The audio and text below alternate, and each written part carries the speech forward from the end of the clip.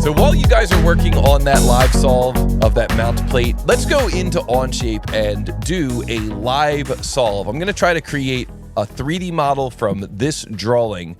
I'm going to try to do this as what's called a live solve. Now, this drawing is marked as a tier 4 drawing. I feel like maybe that's a little bit of a stretch. I think maybe this is more of a tier 3 drawing. Maybe I bumped it up a level because we're working in inches instead of metric. So I said, that's going to automatically push it up one level. But this definitely feels a little more like a tier 3 than a tier 4 drawing. However, if you split up the model into a bunch of different features, like if you do the fillets as their own feature, and if you do the counter bore as its own feature, and if you do this cylinder here as its own feature, I can maybe see it getting up to enough features for it to be considered a tier 4 model. But regardless, let's get into it here with today's Onshape 3D modeling live solve. And in this live solve, what we're going to try to do is we're going to try and take this 2D print and turn it into a 3D model. So the first thing that we're going to do is we're just going to look at the title block. We're going to see that this is made from IPS, or made using IPS, which is inches for our units. It's made from 1060 aluminum alloy, which has a density of 2,700 kilograms per cubic meter. So now I know that I'm going to be working in inches. So now the first thing I'm going to do when I'm looking at this 2D print is I'm going to ask myself, where should the origin be located in my 3D model? And usually to answer that question, what we look for is kind of like the center of the action. Now, how do you determine what is the center of the action? Well, the first thing that you can look for are centerline symmetry notes. If you can see that the model is going to be symmetric, then that's going to at least help you understand that the origin is going to be somewhere along this center line.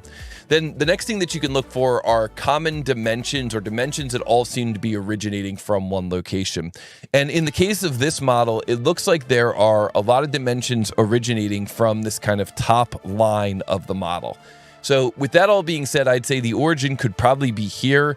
The other thing we could always do is put the origin here. Anytime you have like a central bore that's going through the model, you're not going to go wrong putting the origin there at that central bore. So we could certainly go either way, looking down on the top. And then from the front view here, I'd say the origin will just be right here, right along the lower edge of the model. Usually, if your part is going to be setting upon something else, you'll just put the origin on that face where it's setting upon the next item in the stack. Now, how do we ultimately get good at this? We just get good at this through practice, practice, practice. I try to give you a lot of good tips and tricks to help you refine this skill, but this definitely is a skill. Anytime you're looking at something, whether it's a 2D print or whether it's a physical object in the real world, and you want to put that into 3D CAD, you have to know where is the origin going to be located, because that's going to then segue into your next decision, which is what's my starting sketch plane going to be and what is my first sketch going to look like. Sometimes we call this starting plane, starting profile. So in the case of this model, I think that my starting plane is going to be the top plane, and my starting profile is probably going to look something like this. I like to keep my sketches simple. So my starting sketch is going to probably look something like this, and then I'll mirror it across, and then I'll have something that I could extrude. Now, it's true that we could also include these circles in the first sketch, and I've been getting better and better at that over time, so maybe I'll do that this time around just to kind of show you some skills in Onshape using those circles. But that might feel like you're overcomplicating the challenge, and certainly if you wanted to, you could save that type of geometry for later on in the design. So now we have a basic game plan. We know what our starting sketch plane is going to be. We know what our starting profile is going to be. We know where the origin is going to be. The final thing we want to ask ourselves is, how is this model going to all come together? So we're going to be creating a lot of the sketch geometry here on the top plane. We're going to be creating the basic perimeter on the top plane. We're going to be creating these circles on the top plane. And I think this basic perimeter is going to come straight up, and then those circles are going to end up coming straight up and maybe being cut extrude from the top. So then the final thing we need to deal with is this rib. And so I'm going to try to sketch these lines here and then use the rib tool in Onshape, and we'll see if that lets us create those ribs. Hopefully it will, and if it doesn't, we'll have to come up with some kind of a workaround. So we kind of think through how to create the model. We think through not only the very first feature, but also some subsequent features, kind of get a game plan, and then we are ready to move into the software and put this game plan into action. So I'm going to start out by grabbing a screen capture of this 2D print. I'm going to move that screen capture over onto my second monitor, and then I'm going to get into Onshape, and we're going to take a look at Onshape here, and let's bring up our keyboard cam so you guys can see all the different cool keyboard shortcuts that I'm using. And we're going to choose to create a new document. Now, I'm working in the free version of Onshape today, so this is going to be in the public space. So if you ever want to go into Onshape and search the public space, you can see here in the free version, there's a link over here for the public space. You can search that public space, and then you can search for this text string, 24WC-07-foot. So I'm going to say create public document. And now here we are in our public document. Now, the very first thing that we need to do, after creating that document before we start sketching is we need to go up here to this hamburger menu, and we need to choose workspace units, and then we need to choose inch. So hamburger menu. Guys, hit the like button if you like hamburgers or if you like hamburger menus. So hamburger menu, and then we're going to go here to inch, and then we're going to go, that's for our unit of measurement, our length, and then we're going to go down here to our unit of mass, and that is going to be pounds, because the question on the drawing is what is the mass of this part in pounds, and the unit system is inches. And so now I'm going to choose the top plane. I'm going to press S on my keyboard. I'm going to choose to begin a sketch. Randy says, I like hot dogs better. Yeah. I could be down with that too. So I'm going to choose this top plane. I'm going to begin a sketch. I'm going to orient my view, and I'm going to press N on my keyboard to get normal 2, and then I'm going to press the S key again, and I'm going to begin sketching. Now, since I've decided that I'm going to create kind of a complex sketch here with circles, I am going to choose to put the circle here at the origin. So I single click, move my mouse over, single click again, and that smallest circle is 1 inch in diameter. Enter, single click, move my mouse over, single click again. That next largest circle is 1.375. That's the counter bore. Single click, move my mouse over, single click again, let go of my mouse, and this largest circle is going to be 1.75 inches in diameter. Now, not only do I have those initial sketches created and defined, but I also kind of have a sense of proportion for the rest of the sketch. So now when I press the S key and jump into the line command, I can create this additional geometry, and I know it's going to at least be sort of close to the correct size. When I go to create this kind of chamfer shape here, I want to be careful not to get horizontal to the origin. This comes up a little bit short. That'll save me having to clean up that relationship later. I'll single click up here at the corner, single click to move over here, and then I could come down here with a line, and I'm going to press Q on my keyboard, and what Q does is it gives me a construction line, and that's going to set me up nicely to perform a mirror command. So now I could go up here to my sketching tools, I could choose mirror, pick this line, and then pick the entities to be mirrored. And there we go. That gives us a nice mirror of that geometry. I'll hit escape. Now I'm going to press the S key and jump into the smart dimension command. And now I can start putting in some of these additional dimensions. 2.5 wide. The distance down here to this circle is 2.5 as well. The distance here down to this lower line is 4 inches. The distance here for this chamfer, horizontal distance here across for this chamfer is 0.75. And the angle of this chamfer from this line to this line is 60. And look at that. All of our geometry changed from blue to black. And that means that we are working with what's called a fully defined or a fully constrained sketch. And that's always important, because when your sketches are fully defined or fully constrained, they're going to be predictable. When they're underdefined and you make a change, you're not really going to know what that change is going to do.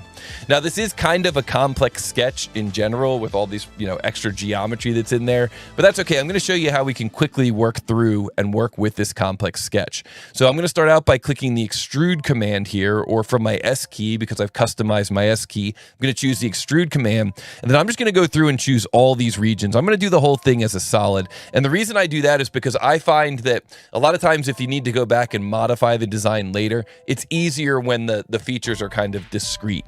So I'm going to choose to make this as a solid, and I'm going to choose to extrude this up to a height of 0.75. Enter, and then if I hold shift and I press enter, I can jump right back into the extrude command again. So shift enter, and now I'm back in the extrude command again, and that means that I can simply go over to the tree and I can click show here, and then I can choose the boundaries that I want to extrude. So like this, and this is what I want to extrude this time, and that's going to go up to a height of 2 inches, and I'm going to press enter to update the preview, and then I'm going to hold shift and press enter. And that takes me back into the extrude command again. So now I could choose this perimeter here, and I could say I want that to be a remove, which is a cut in Onshape, and that cut is going to have an end condition here of through all. There we go. Remove that material. And then I can hold shift and press enter again.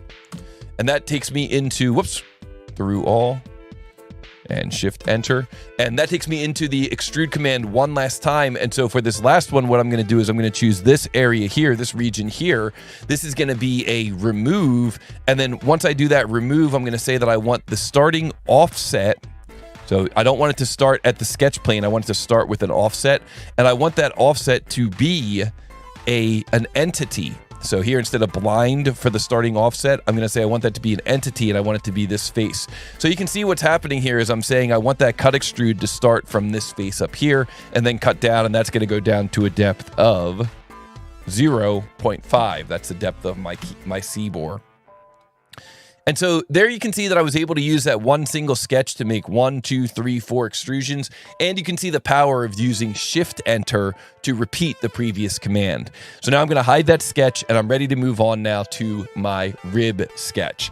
Now you can see here in the drawing that the rib sketch, the brace, it says the brace touches this circular edge here. The brace touches this circular edge here. So how do we create that in 3D CAD? Well, if you have the option, using pierce is a great option to pierce that rib to that circular edge, because pierce is going to pick up the relationship where that circular edge, this edge here, the circular edge, is passing through the sketch plane. So pierce is going to be a great solution for that type of a challenge. So let's go into the model here. Let's pick the right plane. I'm going to press S key, begin a sketch, and then I'm going to sketch a line here that comes down at an angle. And then once I sketch that line that's coming down at an angle, I'm going to choose this line and this edge here, and I'm going to choose pierce. I think the shortcut is Shift G. Yeah, Shift G for pierce. So pierce, and then I'm going to choose this endpoint here and this curve, and then I'm going to Shift G for pierce, and there we go. That gives us that rib geometry exactly where we want it. And then I'm going to do the same thing here. I'm going to take this endpoint. I'm going to pick this arc here, Shift G, which is pierce. And then I'm going to take this endpoint here, this curve or this edge here, Shift G. And that's going to move that point to wherever that curve is passing through the right plane here, the sketch plane. So now that we've created that rib geometry, let's exit this sketch. Let's jump into the rib command here. So rib, and I'm going to pick this as my sketch profile. And this is going to run parallel to the sketch plane. That's what I want. You can see it says preparing rib. And I've got some red feedback here, and I've got some red feedback down here, red feedback in the tree. And what that's telling me is that this feature is not going to rebuild. So it's saying, rib, it's not going to work here. You know, reverse the direction. See, it's going out in space. Reverse the direction. Maybe extend profile to parts. Not going to work. Uncheck merge. Nope, not going to work. So it's not going to work. Now, the reason that this is not working is because when you have a rib, a lot of times you run into a situation where the rib is trying to extend in this direction, and it ends up kind of not having the material to extend in this direction. I'll make a video about this in a little bit more depth in the future, but at this point, you know, we're kind of doing a speed run. We're trying to get this rib to complete. The customer's waiting for these parts. What can we do to resolve this? Well, sometimes you just got to say, you know what, I'm just not going to use the rib command. So I'll cancel out of that. I've still got the sketch here. Let's double click on the sketch to get back into edit sketch mode. And then what we could do is we could just close off this sketch. So I could take a line here that goes across the top like so. I could take a line here that goes across the bottom like so. Now we've got a nice closed contour. And what can we do with that closed contour? What we could do is we could choose S key extrude, tab, tab, tab. This is going to go out to a width of 0.25 for each rib, tab, tab, tab, and then press the space bar for symmetric. And so now you can see we're creating this nice rib running right across the model, and that looks good. It gets us the rib on this side, the rib on this side. However, we end up with all this material here on the inside. Yuck. And we have to get rid of all that material on the inside. And so what we could do, you know, is we could say, well, we were smart earlier, and we created our features in a way that those features were created as explicit features. So what we could do is we could take that rib shape that we drew and just drop it in right here, the rib shape that we drew, and drop it in here. And then the next feature is going to be the cut extrude. So that's going to blast through here. So we'll have a hole going through. Then the next feature is the counter bore, and life is good. And so that's a demonstration of how creating each feature as an explicit feature could really save you, because then later on, if you needed to, you could take this sketch and drag it back here after that extrude too, and you could take this feature here and drag it back here, and now look at that. Everything looks good. However, I'm going to Control Z there and Control Z there. However, that wouldn't let us use delete face. And we love using delete face. Guys, put a 1 in the chat if you guys love using delete face. I know that you do. We absolutely love delete face here on this channel. And so what I'm going to do here is I'm going to press the S key. I've got the delete face command mapped to my S key menu. So I'm going to do a delete face here. I'm going to go into this face here and delete it, this face here and delete it, and this face down here and delete it. And because I'm using delete and heal, and because Onshape is awesome, we can see that that removes that internal geometry. Hit the green check mark, and boom, there we go. That's what we're talking about. So now our final feature here is just going to be these fillets. So S key fillet, tab, tab, tab. This is going to have a radius of 0.5. I'll pick this edge here. I'll pick this edge here. Hit the green check mark, and boom.